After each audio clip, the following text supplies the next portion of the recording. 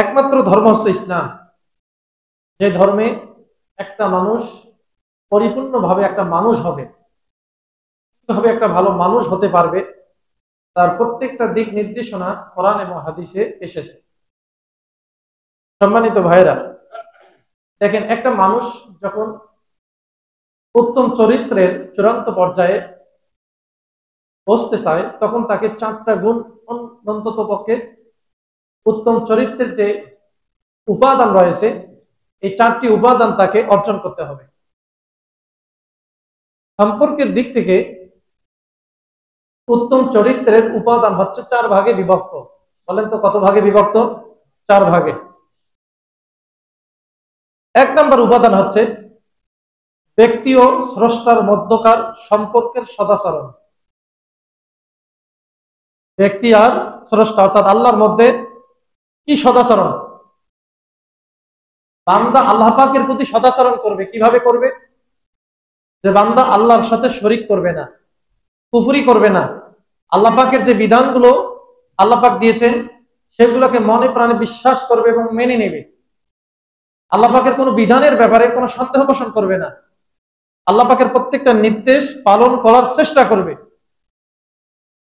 এইটা হচ্ছে আল্লাহর প্রতি বান্দার সৎ আচরণ করা, সুআচরণ করা, ভালো ব্যবহার করা। দ্বিতীয় প্রকার উপাদান হচ্ছে মানুষের পারস্পরিক সম্পর্কে উত্তম আচরণ, অর্থাৎ একজন মানুষ আরেকজন মানুষের সাথে কিরকম আচরণ করবে, কি রকমের ভালো আচরণ করবে সত্যবাদীদের ক্ষেত্রে, আমানতদারিতা, এরপরে ন্যায়পরায়ণতা ইত্যাদি, যে মানব জীবনের যে ভালো দিকগুলো আছে, গুণগুলো আছে, এই গুণগুলো অর্জন করা হচ্ছে একজন বান্দা আরেকজন বান্দার সাথে উত্তম আচরণ করা। ভালো করে খেয়াল করবেন ভাইরা, কথাগুলো একটু হয়তো কঠিন হচ্ছে। তাহলে আপনি একজন মানুষ আরেকজন মানুষ আপনার ভাই, তার সাথে আপনাকে কি আচরণ করতে হবে, এইটা হচ্ছে উত্তম চরিত্রের সম্পর্কের দিক থেকে দ্বিতীয় উপাদান। এরপরে তৃতীয় উপাদান হচ্ছে মানুষ নিজের কর্মকাণ্ডে সদাচরণ করবে। নিজের কর্মকাণ্ডে সেটা হচ্ছে বিপদ আপদে ধৈর্য ধারণ করবে। এরপর সে যে কর্মকাণ্ডগুলো করবে এগুলোতে স্থিরতার সাথে এই কর্মকাণ্ডগুলো করবে এবং তার যে যথাযথভাবে যে তার যে কার্যপ্রণালী রয়েছে এই কার্যপ্রণালীগুলো যথাযথভাবে পালন করবে। এইটা হচ্ছে উত্তম চরিত্রের তৃতীয় উপাদান, অর্থাৎ বান্দা নিজের প্রতি সদাচরণ করবে।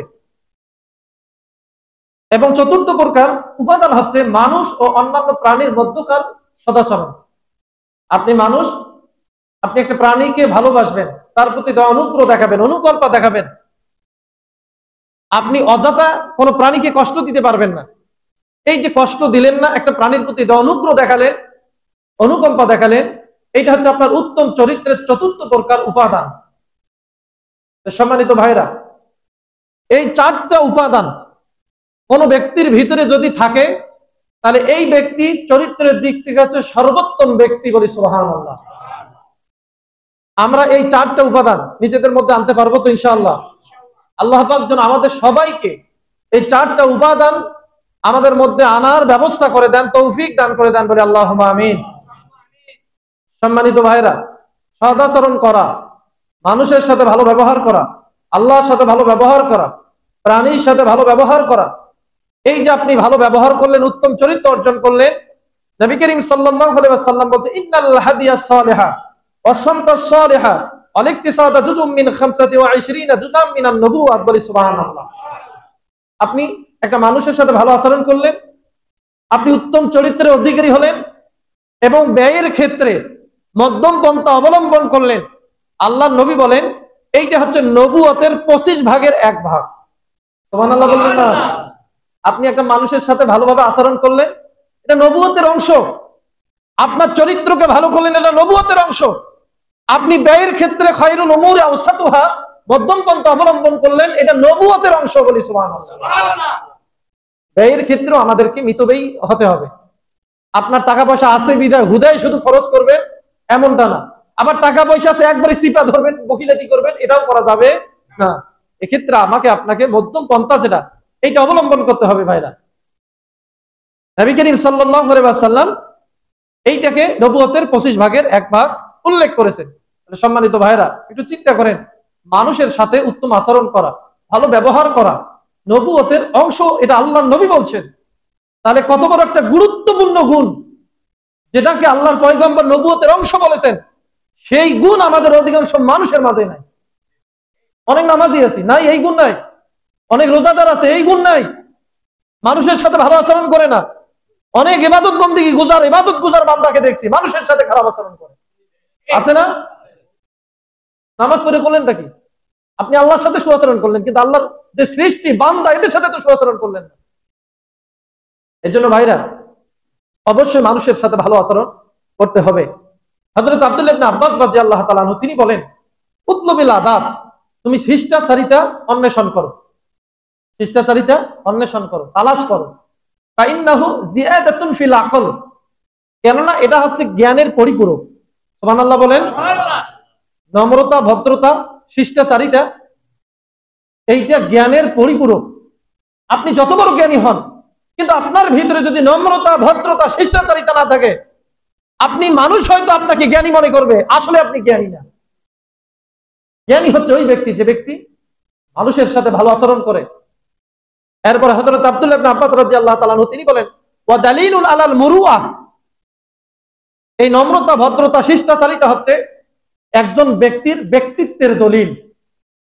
আপনি কি রকমের মানুষ, আপনার আচরণের দ্বারা এটা বোঝা যাবে। আপনার ভেতরে যদি আদব কায়দা থাকে, শিষ্টাচারিতা থাকে, তাহলে এইটা হচ্ছে আপনার চরিত্রের দলিল, আপনার ব্যক্তিত্বের দলিল, যে আপনি মানুষটা কোন প্রকৃতির, কোন কোয়ালিটির, কোন চরিত্রের, এইটা আপনার আচার ব্যবহারের মাধ্যমে বোঝা যাবে। এটা আপনার আচার আচরণের মাধ্যমে বোঝা যাবে, এটা আপনার দলিল। সুতরাং ভাইরা, এই শিষ্টাচারিতা, এই দলিল আমাদের অর্জন করার দরকার আছে না নাই? এই দলিল আমাদের অর্জন করতে হবে ভাইরা। এরপর তিনি বলেন, ওয়া মুহনিসুন ফিল ওয়াহদা, শিষ্টাচারিতা হচ্ছে একাকিত্বের সময়ের সঙ্গী। আপনি যখন একা থাকবেন, এই শিষ্টাচারিতা আপনার সঙ্গী হবে। ওয়া সাহিবুন ফিল গুরবা, আপনি যখন বিদেশে যাবেন, বিদেশে এই শিষ্টাচারিতা আপনার জন্য সঙ্গী হবে। সুবহানাল্লাহ বলেন। অনেক মানুষ দেখবেন এক জায়গা থেকে আরেক জায়গায় গিয়া মানুষের সাথে এমন আচরণ করে, সেই জায়গায় সে অনেক বড় প্রভাব ফেলতে পারে কি পারে না? পারে। অনেক মানুষকে আমরা জানি যারা এক জায়গা থেকে আরেক জায়গায় গিয়ে, এক দেশ থেকে আরেক দেশে গিয়ে তার আচার আচরণের মাধ্যমে মানুষকে জয় করেছে, সেই জায়গায় তার ক্ষমতা প্রতিষ্ঠিত করেছে আচার আচরণের মাধ্যমে। সম্মানিত ভাইয়েরা, হযরত আব্দুল্লাহ ইবনে আব্বাস রাদিয়াল্লাহু তাআলা আনহু তিনি বলেন, সাহিবুন ফিল গুরবা, তুমি যদি বিদেশেও যাও আর তোমার যদি শিষ্টাচারিতা থাকে, এই শিষ্টাচারিতা তোমার সঙ্গী হবে। নবী করিম সাল্লাল্লাহু আলাইহি ওয়াসাল্লাম, মক্কার লোকেরা তাকে থাকতে দেয় নাই, মদিনায় এসেছেন, মদিনার লোকেরা তাকে ওয়েলকাম জানিয়েছেন, তাকে স্বাগতম জানিয়েছেন। কেন? শিষ্টাচারিতার কারণে, তার চারিত্রিক মাধুর্যতার কারণে মদিনাবাসীরা বিনা বাক্যে নবী করিম সাল্লাল্লাহু আলাইহি ওয়াসাল্লামকে তারা মেনে নিয়েছে, বলি সুবহানাল্লাহ। সম্মানিত ভাইরা, এরপরে তিনি বলেন, ওয়ামালুন ইনদাল কিল্লা, আপনার শিষ্টাচারিতা, ভদ্রতা, অভাবের সময় আপনার সম্পদ হবে। সুবহানাল্লাহ বলে। আপনি অভাবে করছেন, আপনার শিষ্টাচারিতা আপনার সম্পদ। আপনি আপনার শিষ্টাচারিতার মাধ্যমে, ভদ্রতার মাধ্যমে আপনি একটা অপরিচিত জায়গায় গিয়েও আপনি সম্পদ ইনকাম করতে পারবেন, কারণ মানুষ আপনার ব্যবহারে মুগ্ধ হয়ে আপনার প্রতি আকৃষ্ট হবে। এটা স্বাভাবিক ভাইরা। হযরত আব্দুল্লাহ ইবনে আব্বাস রাদিয়াল্লাহু তাআলা আনহু তিনি বলেন, এই শিষ্টাচারিতা হচ্ছে তোমার সম্পদ। তুমি যতই অভাবে পড়ো না কেন, শিষ্টাচারিতা অবলম্বন করো। সুবহানাল্লাহ বলেন ভাইরা। এরপর দেখেন হযরত আহনাব আল কায়েস রাহিমাহুল্লাহ তিনি বলেন, আল আদাবু নূরুল আকল কামা আন্নান নারা নূরুল বাসার, শিষ্টাচারিতা হচ্ছে জ্ঞানের আলোকবর্তিকা, জ্ঞানের জ্যোতি। যেরকম চোখের জ্যোতি হচ্ছে আগুন, চোখের জ্যোতি কি বলেন তো? আগুন। রাতের বেলায় আমরা কি দেখতে পাই? আগুন ছাড়া। আগুন দিয়েই আমরা রাতের অন্ধকারে পথ চলি। এই চোখের যেমন জ্যোতি হচ্ছে আগুন, অনুরূপ আপনার জ্ঞানের জ্যোতি হচ্ছে আপনার শিষ্টাচারিতা, আপনার ভদ্রতা। এটা আপনার জ্ঞানের জ্যোতি, আলোকবর্তিকা। এরপরে কোন দার্শনিক বলেন লা আদাবা ইল্লা বিআকল, আকল ছাড়া আদবওয়ালা হওয়া যায় না, জ্ঞান ছাড়া মানুষ আদবওয়ালা হতে পারে না। যে যত বড় জ্ঞানী সে তত বড় বিনয়ী। ইন্নাল ইলমা ইয়াজআলুল আহমাকা আকিলান ওয়াল মুতাকাব্বিরা মুতাওয়াদিয়া। ইলম এমন একটা গুণ, এমন একটা বিষয় যেটা অহংকারীকে বিনয়ী বানায়, একজন আহাম্মককে নির্বোধকে জ্ঞানী বানায়, বুদ্ধিমান বানায়। ইলমের এটা হচ্ছে কাইফিয়াত, খুসুসিয়াত। ইলম মানুষকে বিনয়ী বানায়। এই ইলম অর্জন করার পরে যদি আপনি বিনয়ী হতে না পারেন, এইটা আপনার ইলম না। আপনি যদি আদবওয়ালা হতে না পারেন, শিষ্টাচারিতা আপনার ভেতরে যদি না থাকে, এই ইলম আপনার ইলম না। এরপরে বলা হচ্ছে ওয়ালা আকলা ইল্লা বিআদাব, শিষ্টাচারিতা ছাড়া কোনো জ্ঞান নাই। শিষ্টাচারিতা এইটাই হচ্ছে জ্ঞান। আপনি যত বড় শিষ্টাচার হবেন, ভদ্র হবেন, নম্র হবেন, হয়তো আপনার জ্ঞান কম থাকতে পারে, কিন্তু সমাজের মধ্যে আপনি সবচেয়ে সম্মানিত ব্যক্তি, ঠিক কিনা? সম্মানিত ভাইরা, এজন্য আমাদেরকে শুধু জ্ঞানী হলেই হবে তা না, শিষ্টাচার, নম্রতা, ভদ্রতাও আমাদের মাঝে থাকতে হবে ভাইরা। হযরতে রুয়াইম ইবনে আহমদ আল বাগদাদী রাহমাতুল্লাহ আলাইহি তিনি তার ছেলেকে উপদেশ দিয়ে বলেন, হে আমার সন্তান, ইজআল আমালাকা মিলহান, তুমি তোমার আমলকে লবণের মতো মনে করবে। আমলটা তোমার কাছে লবণ মনে হবে, লবণের মতো মনে করবে।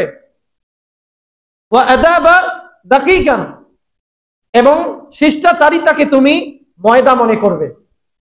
আমলকে লবণ মনে করবে, নম্রতা, ভদ্রতা, শিষ্টাচারিতাকে ময়দা মনে করবে। আচ্ছা বলেন, একটা ময়দার খামির, 1 কেজি আটা দিয়া ময়দা দিয়ে আপনি একটা খামির করছেন। এখন 1 কেজি লবণ দিয়া আপনি যদি ওই খামিরে মিশ্রিত করে রুটি তৈরি করেন, সেই রুটি কি খাওয়া যাবে? খাওয়া যাবে না।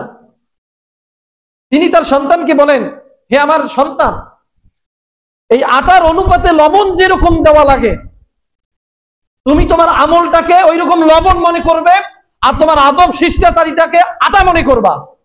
সুবহানাল্লাহ বলবেন না? তিনি আমলের থেকে শিষ্টাচারিতাকে বেশি প্রাধান্য দিয়েছেন।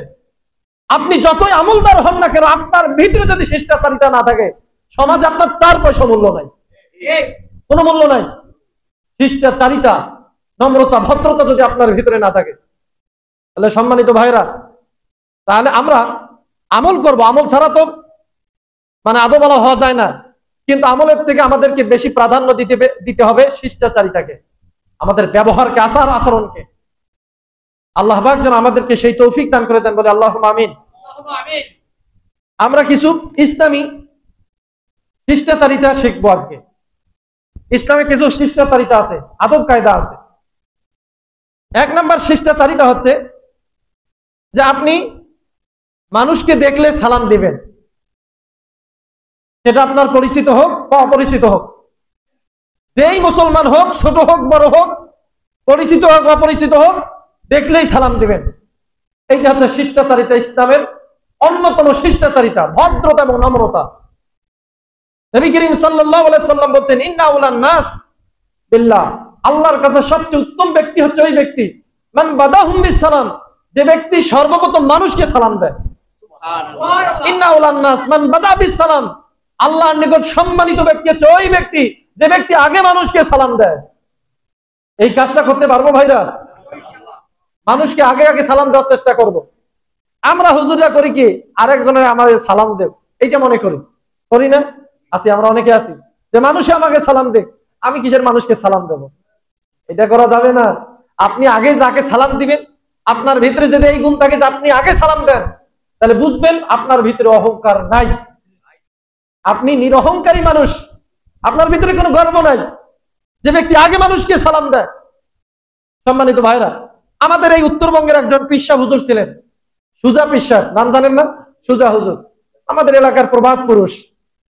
আমরা মানুষকে কথায় কথায় বলি, তুমি কি মিয়া সুজা হুজুর হইছো? বলি না? প্রবাদ পুরুষ হয়ে গেছেন। আপনি শত চেষ্টা করেও তাকে আগে সালাম দিতে পারবেন না। যখন তিনি বেঁচে ছিলেন, ছোট হোক বড় হোক, দেখলে আগে সালামটা দিতেন। সুবহানাল্লাহ বলবেন না?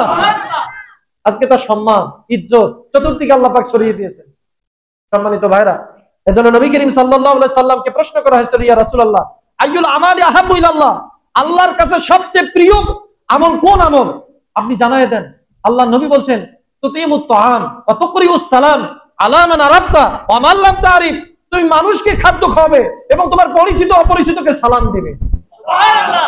পরিচিত অপরিচিতকে সালাম দেওয়া ইসলামের সর্বোত্তম আমল, আল্লাহর কাছে এটা পছন্দনীয় আমল। সম্মানিত ভাইরা, একটু চিন্তা করছেন, সামান্য ছোট একটা আমল, এই ছোট আমল এর মাধ্যমে আপনি আল্লাহর কাছে প্রিয় বান্দা। একটু চিন্তা করছেন ভাইরা, আমরা এই আমলগুলোকে প্রাধান্য দেই না।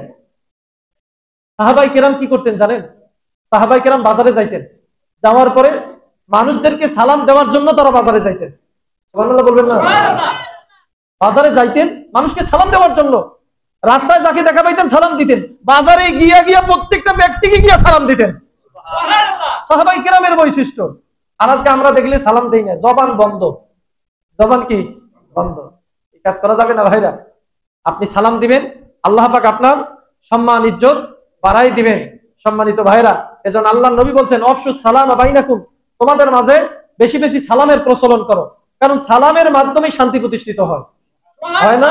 আপনি যদি আপনার একটা শত্রুকে সালাম দেন, আপনার একটা শত্রু, তাকে যদি আপনি সালাম দেন, অন্তত পক্ষে সে আপনার প্রকাশ্যে কোনো ধরনের ক্ষতি করবে না। ক্ষতি করবে? আরে লোকটা আমারে সালাম দেয়, তার কোনো ক্ষতি করা যাবে না, আপনার বদনাম করবে না। পরীক্ষিত বিষয় ভাইরা। এজন্য 1 নাম্বার আদব হচ্ছে বেশি বেশি সালামের প্রচলন করা।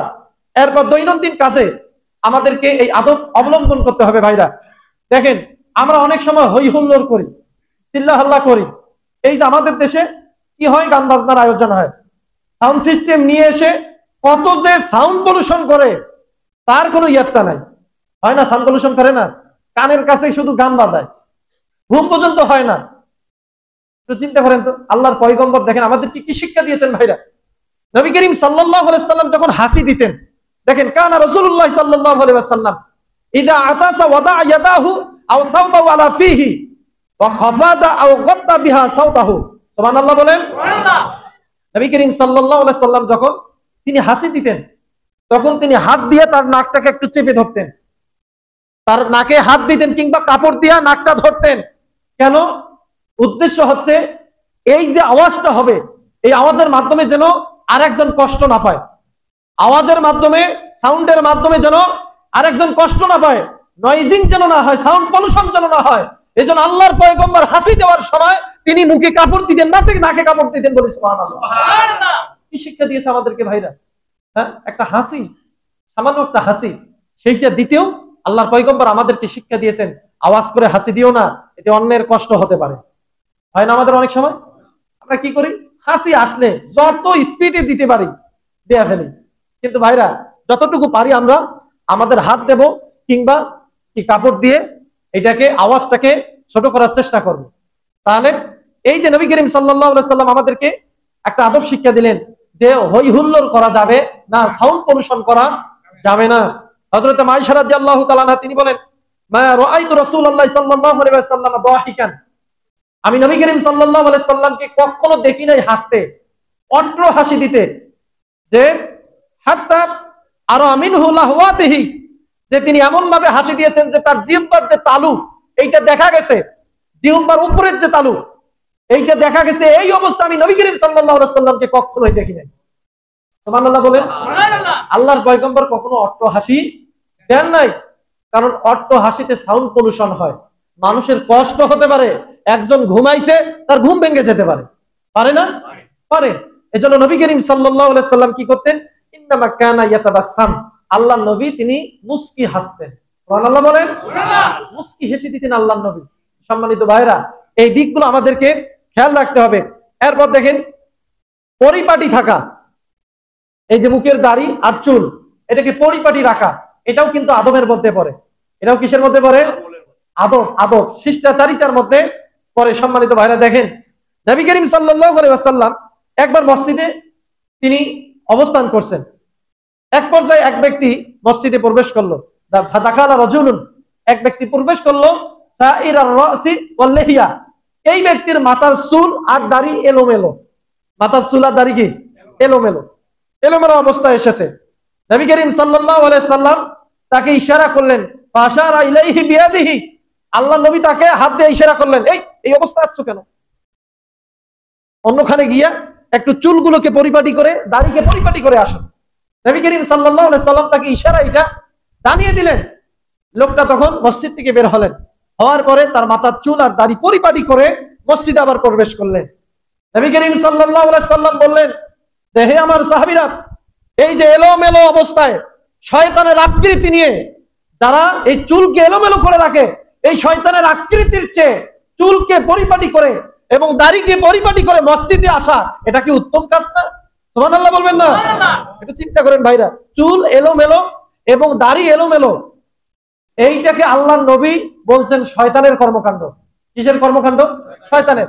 দেখেন ভাইরা, একটু চিন্তা করেন, আমাদের দেশে কিছু মানুষ আছে চুল বড় রাখে, রাখার পরে চুলকে জটা করে না? করে, চুলে জটা, দাড়িতে জটা, জটা বাঁধতে বাঁধতে দাড়ি নাভির নিচে, এরপরে চুল অনেক বড় হয় কি হয় না? এই যে জটা বেঁধে রাখে চুলগুলোকে, আল্লাহ নবী বলছে এটা হচ্ছে শয়তান। এটা কি? শয়তান। সম্মানিত ভাইরা, তারা এই প্রকৃতির লোক, নবী করিম সাল্লাল্লাহু আলাইহি সাল্লামের হাদিস থেকে জানা যায় এরা হচ্ছে মানব শয়তান। এরা কি শয়তান বলেন তো? মানব শয়তান। আসলে এরা যে প্রকৃতপক্ষে শয়তান, তাদের বিভিন্ন রকমের কর্মকাণ্ড দেখলে বোঝা যায়, যায় না? দেখবেন এই লোকগুলোর বসবাস হচ্ছে মাজারে, অধিকাংশ চুলে যাদের জটা দেখবেন এরা হয় লালন শাহর দরবারের মাজারে, না হয় কোনো পীরের মাজারে থাকে না?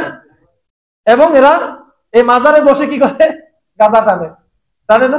এরপর বলে গাঁজা খাওয়া জায়েজ, আবার গান বাজনা করে এটা নাকি হালাল, এই ফতোয়া দেয় না?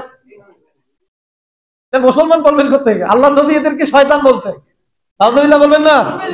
তাহলে সম্মানিত ভাইরা, ইসলামী আদবের শিষ্টাচারিতার একটি হচ্ছে যে আপনার চুলকে পরিপাটি রাখবেন। আপনি চুল 3 ভাবে রাখতে পারেন, এই আলোচনা আমরা করেছি। 3 ভাবে আপনি চুল রাখতে পারবেন, লিম্মা, জিম্মা, অফরা, 3 ভাবে চুল রাখা যায়। কাঁধ পর্যন্ত রাখতে পারেন, কাঁধের এই কাঁধ থেকে একটু উপরে রাখতে পারেন, এরপরে কানের লতি বরাবর এই পর্যন্ত চুল রাখতে পারেন। দোষের কিছু না, রাসূলুল্লাহ এভাবে 3 ভাবে চুল রাখতেন, এটাও সুন্নত। এবং চুল একবারে ছোট করে রাখা, এটাও সুন্নত, রাখতে পারেন। কিন্তু চুলটাকে আপনার পরিপাটি করে রাখতে হবে। আপনার চুলে জটা খাইছে, এমন জটা খাইছে যে চিরুনি কখনো লাগান নাই, এরকম আছে না? চিরুনি দিয়ে ভালো করে আশ্রাইতে হবে, চুল আশ্রাতে হবে, দাড়ি পরিপাটি করতে হবে। ভাইরা, নবী করিম সাল্লাল্লাহু আলাইহি সাল্লামের এটা সুন্নত। এরপর দেখেন, ইসলামী শিষ্টাচারিতা হচ্ছে আরেকটি হচ্ছে যে পরিষ্কার পরিচ্ছন্নতা থাকা, পবিত্র থাকা। যারা পবিত্র থাকে আল্লাহ পাক এদেরকে ভালোবাসেন। আল্লাহ পাক বলে, ইন্নাল্লাহা ইউহিব্বুত তাওয়াবিন ওয়া ইউহিব্বুল মুতাতাহহিরিন। আল্লাহ পাক বলেন, যারা পবিত্র আমি আল্লাহ তাদেরকে ভালোবাসি, আর যারা তওবা করে আমি তাদেরকে ভালোবাসি। সম্মানিত ভাই, একটা বিষয় একটু খেয়াল করেন, ইসলামের যতগুলো ইবাদত বন্দেগী আছে প্রায় সবগুলোই পবিত্রতার সাথে সংশ্লিষ্ট। আপনি নামাজ পড়বেন, উযু না করলে নামাজ হবে? আপনি কোরআন তেলাওয়াত করবেন, সেখানেও আপনাকে উযু করে কোরআন তেলাওয়াত করতে হবে। আপনি হজ করতে যাবেন, সেখানেও আপনার কি পবিত্র হয়ে কাবা চত্বরে যাইতে হবে, অপবিত্র হয়ে যাইতে পারবেন না। তো ইসলামের কম বেশি সব ইবাদতগুলো পবিত্রতার সাথে সম্পৃক্ত। ভাইরা, তো নবী করিম সাল্লাল্লাহু আলাইহি সাল্লাম এইটাকে আদব বলেছেন, এটা হচ্ছে ইসলামী আদব। সুতরাং ভাইরা, আমাদেরকে সব সময় আমরা যতটুকু পারি পবিত্র থাকার চেষ্টা করব। আপনি আমি অনেক সময় আমরা অবসরে থাকি, এমনিতে সময় কাটাই, তখন আপনি উযু করা অবস্থায় থাকতে পারি, এই আমলটা আমরা করতে পারি। ভাইরা, সর্বদা উযু থাকা অবস্থায় আমরা থাকার চেষ্টা করব ইনশাআল্লাহ। সম্মানিত ভাইরা, আল্লাহ পাক বলেন, ফিহি রিজালুন ইউহিব্বুনা আইয়াতাহহারু। তাদের মাঝে এমন কিছু মানুষ আছে যারা পবিত্র থাকাকে পছন্দ করে। যারা ঈমানদার, আল্লাহওয়ালা, এদের সিম্পটম হচ্ছে এরা সব সময় পবিত্র থাকার চেষ্টা করে। আল্লাহ পাক যেন আমাদেরকে সব সময় পবিত্র থাকার তৌফিক দান করে দেন, বলে আল্লাহুম্মা আমিন। এরপরে নবী করিম সাল্লাল্লাহু আলাইহি সাল্লাম বলছেন, আরেকটি আদব হচ্ছে শিষ্টাচারিতা হচ্ছে লজ্জাশীলতা। লজ্জাশীলতা, আল হায়াউ মিনাল ঈমান। আল্লাহ নবী বলছেন লজ্জাশীলতা হচ্ছে ঈমানের অংশ। লজ্জাশীলতা কি? ঈমানের অংশ। যে ব্যক্তি যত বড় লজ্জাশীল, লাজুক, সে তত বড় ঈমানদার। আল হায়াউ মিনাল ঈমান ওয়াল ঈমানু ফিল জান্নাহ ওয়াল বাযাউল জাফা ওয়াল জাফাউ ফিন নার। আল্লাহ নবী বলছেন, যে ব্যক্তি লজ্জাশীল সে হচ্ছে ইমানদার, আর ইমানদার থাকবে জান্নাতে। আর যে ব্যক্তি লজ্জাশীল নয় ওর স্থান হচ্ছে জাহান্নামে। সম্মানিত ভাইরা একটু চিন্তা করেন, লজ্জাশীলতা কত বড় গুণ। আল হায়াউ শুবাতুম মিনাল ঈমান, আল্লাহ নবী বলছেন লজ্জাশীলতা হচ্ছে ঈমানের অংশ। আল্লাহ পাক আমাদেরকে, আমাদের সবাইকে যেন লজ্জাশীল হওয়ার তৌফিক দান করে দেন, বলে আমিন। এরপরে নবী করিম সাল্লাল্লাহু আলাইহি সাল্লাম দেখেন, আপনি কারো প্রতি দয়া অনুগ্রহ করলেন, এটা হচ্ছে ইসলামিক শিষ্টাচারিতা।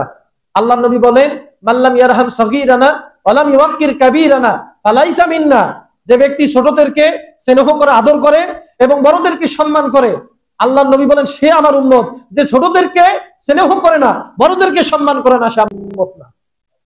চিন্তা করছেন, আজকে আমরা বড়দেরকে সম্মান করি না, ছোটদেরকে আমরা স্নেহ করি না। এমন অনেক মানুষ আছে, মসজিদে যদি ছোট বাচ্চা আসে তাহলে ঝ্যাংরাইয়া তারাইয়া দেয়, আছে না? ছোট বাচ্চাকে দেখতে পারে না। ভাইরা আমার এই কাজটা করা যাবে না। আল্লাহ পাক বলছেন, ফাবিমা রাহমাতিন মিনাল্লাহ লিনতা লাহুম ওয়ালাউ কুনতা ফাজ্জান গালিজাল কলব লানফাদ্দু মিন হাওলিক। আল্লাহ পাক বলেন, হে নবী, আমি আল্লাহ পাক যদি আপনার মধ্যে রহমত ঢেলে না দিতাম, আর আপনি যদি কর্কশ দিলের অধিকারী হইতেন, শক্ত দিলের অধিকারী হইতেন, মানুষের সাথে যদি আপনি মিসবিহেভ করতেন, তাহলে একটা মানুষ আপনার ধারের কাছে থাকতো না, সব মানুষ আপনাকে ছাইরা পালিয়ে যাইতো। সম্মানিত ভাইরা, আমাদের মাঝে কিছু মানুষ আছে ব্যবহার এত খারাপ করে যে মানুষ ওরে দেখলে ওই জায়গায় থাকে না, ওই জায়গায় ছাইরা চলে যায়। আছে না?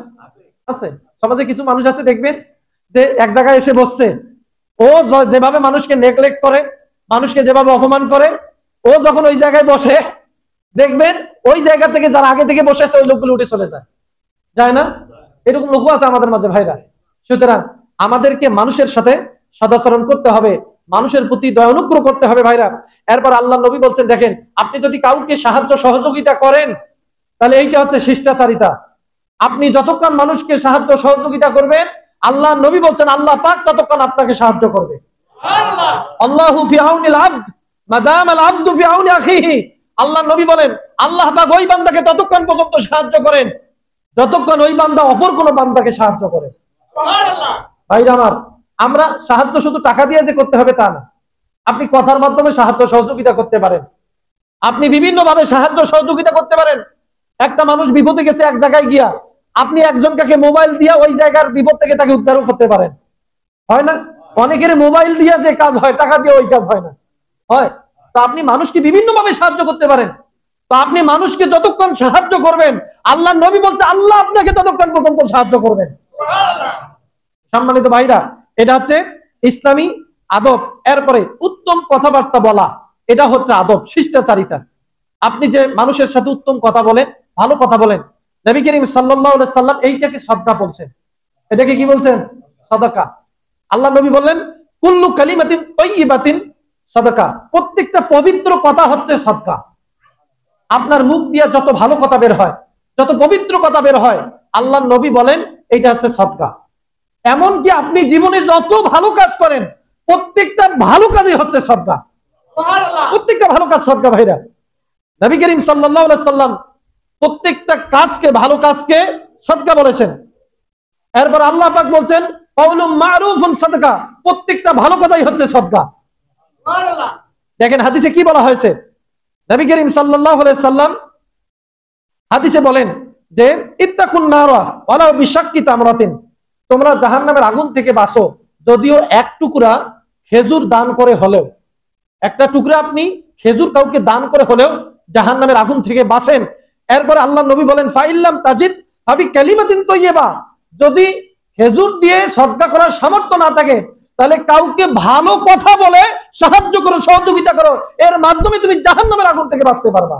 সুবহানাল্লাহ। সম্মানিত ভাইরা, আমরা যদি কাউকে টাকা পয়সা অর্থ করি দিয়ে সাহায্য সহযোগিতা করতে যদি নাও পারি, তাহলে আমরা মানুষকে ভালো কথার মাধ্যমে সাহায্য সহযোগিতা করতে পারি ভাইরা। এরপরে নবী করিম সাল্লাল্লাহু আলাইহি সাল্লাম বলেন, কুল্লু মারুফিন সাদাকা, প্রত্যেকটা ভালো কাজ হচ্ছে সাদকা। পরিশেষে আমি আপনাদের সামনে একটা হাদিস বলে আলোচনা শেষ করব ইনশাআল্লাহ। দেখেন ভাইরা, নবী করিম সাল্লাল্লাহু আলাইহি সাল্লাম একদিন সাহাবায়ে কিরামকে বললেন যে, আলা কুল্লি মুসলিমিন সাদকা, প্রত্যেকটা মুসলমানের উপরে সাদকা করা আবশ্যক। প্রত্যেকটা মুসলমানের উপরে সাদকা করা আবশ্যক, আল্লাহ নবী বলছেন। আল্লাহ নবী সাল্লাল্লাহু আলাইহি সাল্লাম যখন এই কথা বললেন, সাহাবায়ে কিরাম বললেন, ইয়া রাসূলুল্লাহ, ফাকালু ইয়া নবী আল্লাহ ফামান লাম ইয়াজিদ, আপনি তো বললেন যে প্রত্যেকটা মুসলমানের উপরে আবশ্যক হচ্ছে সদকা করা। এখন আমাদের মাঝে এমন অনেক ব্যক্তি আছে সদকা করার মতো সামর্থ্য নাই, তাহলে সেই ব্যক্তির কি হবে? নবী করিম সাল্লাল্লাহু আলাইহি সাল্লাম বলেন যে ক্বালা ইয়ামালু বিয়াদিহি, তাহলে সে তার নিজ হাত দিয়ে কাজ করে খাবে। নিজ হাত দিয়ে কি করবে? কাজ করবে। ফায়ানফাউ নাফসাহু, নিজ হাতে কাজ করে সে নিজের উপকার করবে। ওয়ায়াতাসাদদাকু, এবং দান সদকা করবে। সুবহানাল্লাহ বলবেন না? একটু চিন্তা করেন তো, আল্লাহ নবী কি বলছেন, কত বড় কথা বলছেন, যে কোনো ব্যক্তি যদি দান করার সামর্থ্য না থাকে, আল্লাহ নবী বলছে তাহলে সে কাজ যেন করে, মানুষের বাড়িতে হলেও সে যেন কাজ করে। কাজ করলে সে তার নিজের উপকার করবে এবং সে দান সদকাও করতে পারবে। সম্মানিত ভাইরা, এরপরে নবী করিম সাল্লাল্লাহু আলাইহি সাল্লামকে সাহাবায়ে কেরাম বললেন, ক্বালু ফাইল্লাম ইয়াজিদ, হে আল্লাহর নবী, কোন ব্যক্তি যদি এই কাজ করতেও সামর্থ্য না হয় তাহলে সে কি করবে? নবী করিম সাল্লাল্লাহু আলাইহি সাল্লাম বলেন, ইউইনু দাল হাজাতিল মাহলুব, তাহলে সে অসহায় ব্যক্তিকে সাহায্য করবে।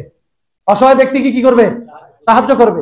অসহায় ব্যক্তিকে কেমনে সাহায্য করবেন? আপনার টাকা নেই, পয়সা নেই, সাহায্য করতে পারতেছে না, দেখতেছেন আপনার সামনে একজন রিকশা চালক একটা উঁচু জায়গায় উঠতেছে, কিন্তু উঠাইতে পারতেছে না, আপনি সেখানে সাহায্য করেন, সেখানে সহযোগিতা করেন। এই কাজটা তো আমরা করতে পারি ভাইরা, পারি না এই কাজটা করতে? আমরা অনেকেই দেখি যে অনেক রিকশাওয়ালা এক উঁচা জায়গায় তার রিকশাটা তুলতেই পারতেছে না, অনেকে আমরা চলে যাই, তাকে একটু সাহায্য করি না। আপনি জানেন এই যে একজন রিকশাওয়ালাকে একটু ঠেলে দিলেন, এইটা আপনার নাজাতের কারণ হতে পারে। আল্লাহ আপনার এটাই কবুল করতে পারেন, আল্লাহ আপনাকে এইটার কারণে কিয়ামতের ময়দানে জান্নাত দিতে পারেন, দিতে পারেন ভাইরা।